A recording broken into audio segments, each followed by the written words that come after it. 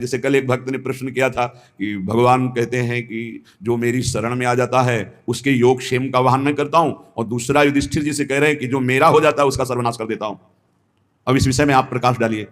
योग क्षेम का वाहन करने के लिए ठाकुर जी गीता जी में कहते हैं अनन्यश्चिंतेन तो माम ये जनाः परिपासते तेषां नित्याभियुक्तानां योगक्षेमं वहां। वही ठाकुर जी कह रहे हैं कि मैं उसका सर्वनाश कर देता हूं।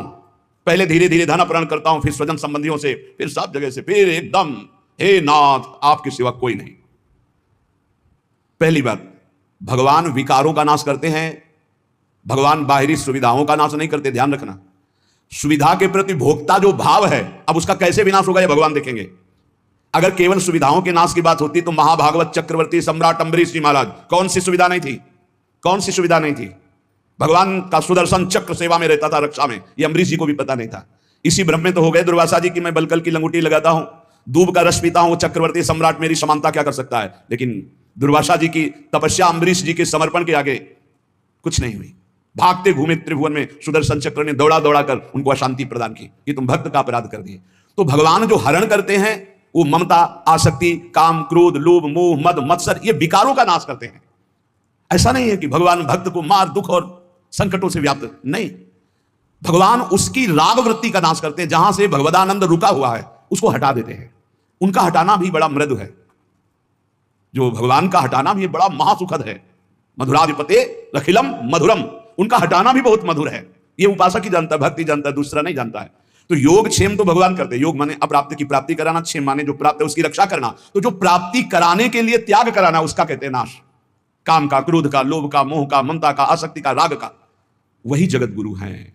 कोई देह आसक्त गुरु नहीं हो सकता, और गुरु कभी देह आसक्त नहीं होता, वो तत्व होता है। बंदो गुरुपद कंज कृपा सिंधु नर रूप हरि, महामोहतम पुंज जासु बचन रवि कर निकल। कृपा करके हरि ही गुरुदेव के रूप में विराजमान। तो हम केवल गुरुदेव और हरि का आश्रय लेकर के भगवत मार्ग में बढ़े, किसी की अपेक्षा न रखें और यश की भी चाह न रखें कि हमारा कोई सम्मान करे, कोई प्रतिष्ठा, कोई मान आदि, आदर आदि। ये बहुत बुरा रोग है मान प्रतिष्ठा का, बहुत जोर से फैलता है। इस वायरस की दवा नहीं, पक्का। और इसकी दवा केवल हरि के पास है, वो घोर अपमान, घोर निंदा। ये कीमो से भी ज्यादा बहुत जलाने वाला है ये इंजेक्शन जो है ना, जो भगवान देते हैं। फिर कीन हो इसका बहु अभिमाना, सुख हो वंचा कृपा निधाना। वो जहां ऐसा अपयस रूपी इंजेक्शन लगाया, भगवान को साफ दे दिया महाराज, श्री भगवान को साफ दे दिया नारद जी ने। ऐसा इंजेक्शन लगा कि जो भारी गर्भ रूपी फोड़ा हो गया था, जड़ से नष्ट कर रहा है, लीला विचित्र की। तो ऐसा होश उड़ गए देवर्षि नारद जी के कि अपने आराध्य देव को साफ दे दिया, जाओ, जैसे मैं स्त्री के वियोग में दुखित हो रहा हूं ऐसे तुम बन बन भटकोगे और ऐसे लोगे, और जो बंदर का स्वरूप दिया यही तुम्हारी सहायता करेगा।